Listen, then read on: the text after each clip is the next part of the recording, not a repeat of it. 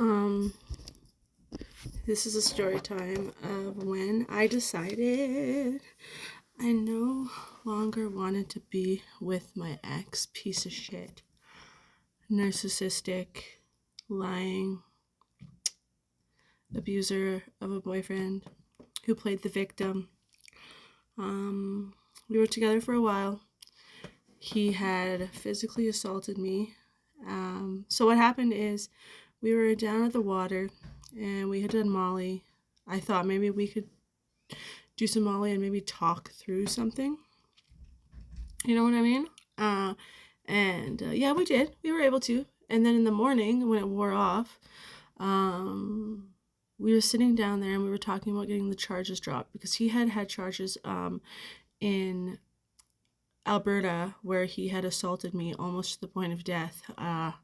And I had not shown up for court, so those charges were dropped. And then he's like, we're going to do the same thing in Vancouver because like a couple of months before he had chased me down and thrown a wicker basket in my face and a woman saw it and he was charged.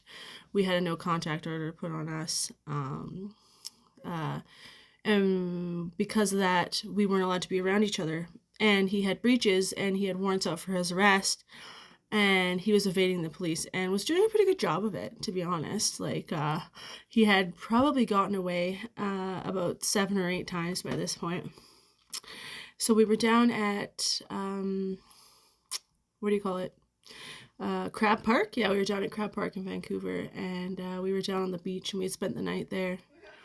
And he had said, get the charges dropped here in Calgary, or in Vancouver, so when you do, people will know that you're a liar, and they will call you a lunatic. And I was like, well, it doesn't matter what they call me, because when it boils down to brass tacks, you did what you did, and no matter what, you still hurt me. You still physically attacked me. You still did those things. And people can call me whatever they want, but I know the truth, and that'll help me sleep at night. And he got really frustrated, and he took the paraphernalia that we were using to like smoke our substances, and he took the torch and he lit it so it was red hot, and took it and put it right into my leg, right on my favorite tattoo that he knew meant a lot to me and was my favorite. And he was permanently scarred it. Now it's got a huge scar on it, so I'm a little disappointed about that, but whatever. And I got super frustrated and I started like smacking him to stop, to get off of me, right? Because he wouldn't like stop holding a hot bubble onto my leg and basically like pinning me down. And he just got really frustrated and started punching me in the head over and over and over. And halfway through, this woman comes up and she's like, do you want me to call the police? And I was just like, lady, what do you think? What do you think? Like, clearly that's what I would like you to do. But I didn't say it because I didn't want to get him in trouble. And he just kept attacking and attacking and punching and punching. And like, it was crazy because it got to this point where,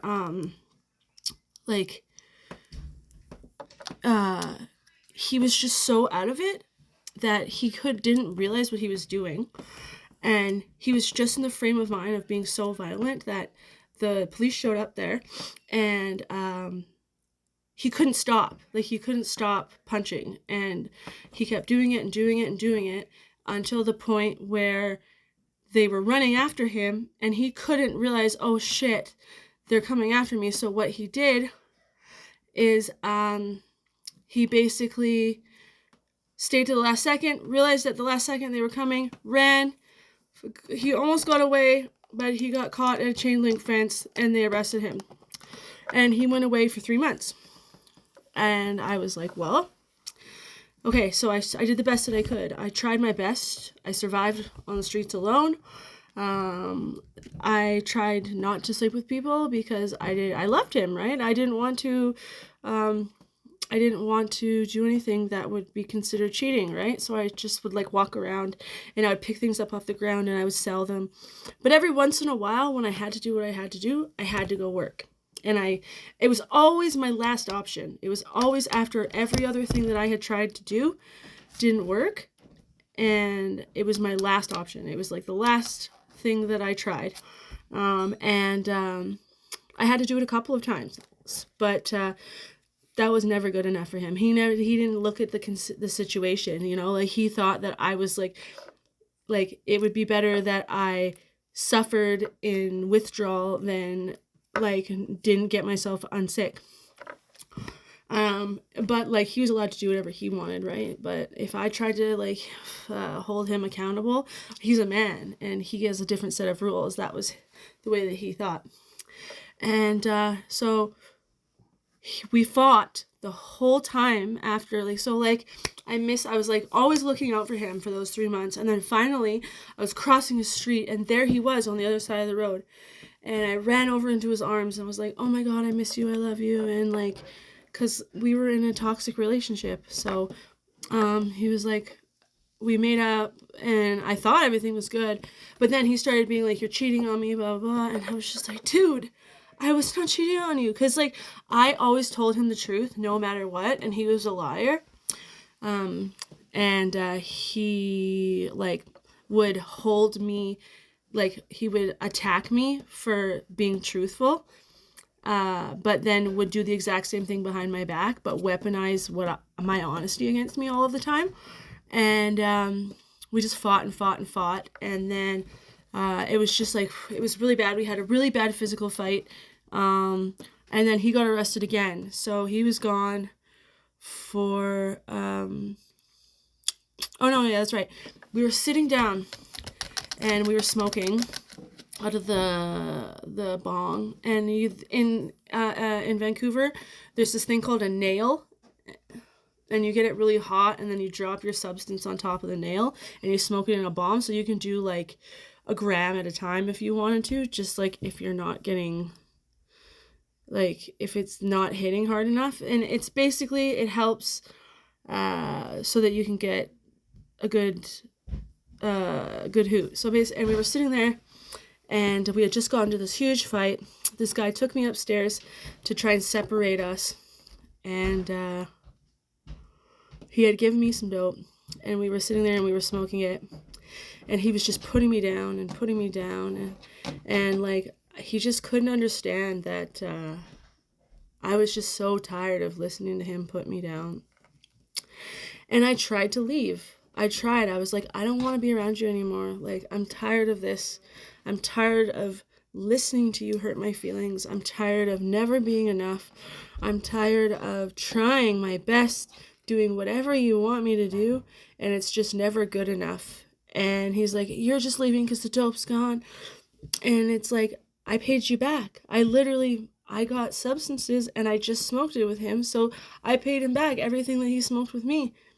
So it wasn't like that. It was like, he never looked at it that way. You know what I mean? He never saw what I did. It was always what he did because of the narcissism. And I just was like, I cannot do this with you anymore. Like, I cannot live this life anymore. I cannot sit around and listen to you put me down and side with all of these losers on the street. Like, why are you so obsessed with the losers and their opinions of me when I'm trying to get out? And I'm telling you, let's go, let's get out of here, let's go to detox, let's get better. And you just don't want to. You just want to stay on the streets and get high. So I was just like, I'm leaving. And I tried to leave and he started chasing me and the cops showed up and I booked it. And I tried to get away, and because I was wearing these really heavy boots, I couldn't run fast enough. So they caught up to me and they were like, why are you running? And I was like, I don't know. I was just trying to protect him. And they're like, look at your face, Leslie. Like, look at your face. Do you want to do this again? And I was like, no, I don't want to do this anymore. Like, do you want to do a statement? I said, no, I don't want to do a statement. But I don't want to be around him anymore. And they're like, okay, we'll take him away. And he got arrested again for another 3 months. And that was the last time I saw him. Wasn't the last time I talked to him, but it was the last time I saw him. But yeah, stay safe out there, ladies.